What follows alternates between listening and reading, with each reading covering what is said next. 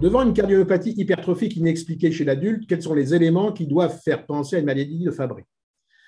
Tout d'abord, il est classique de dire qu'avant l'âge de 30 ans chez l'homme et avant l'âge de 40 ans chez la femme, les patients Fabry n'expriment pas d'hypertrophie ventriculaire gauche. C'est donc après ces âges qu'il faudra penser à cette maladie. Il faudra d'abord interroger le patient sur ses antécédents familiaux. Tout d'abord, il n'y a pas de transmission d'homme à homme. Le papa ne transmet pas à son enfant mâle, car c'est une transmission liée à l'X, et donc ces transmissions ne doivent pas faire penser à une maladie de Fabry. Les antécédents dans la famille de cardiomyopathie hypertrophique, d'autant qu'il y a eu mise en place d'un pacemaker pour un BAV de haut degré, lorsque ces cardiomyopathies ne sont pas expliquées par une autre étiologie, doivent faire penser à une maladie de Fabry.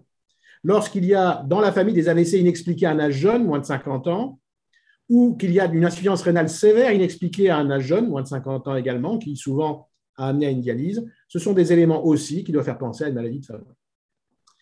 D'autre part, l'échographie doit être couplée systématiquement à l'électrocardiogramme.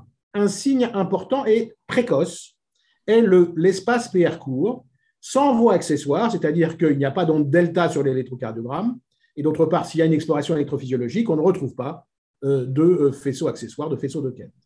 Si ce PR court est associé en plus à une hypertrophie ventriculaire gauche électrique, ça doit systématiquement faire évoquer, devant une HVG échographique, une maladie de Fabry.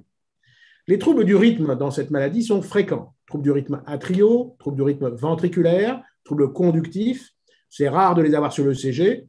En général, le Holter-ECG permet de les démasquer. Mais en tout cas, le fait de les avoir n'est pas spécifique. Mais les BAV complets et les pacemakers de haut degré, les pacemakers mis pour ces BAV complets doivent faire évoquer systématiquement cette maladie.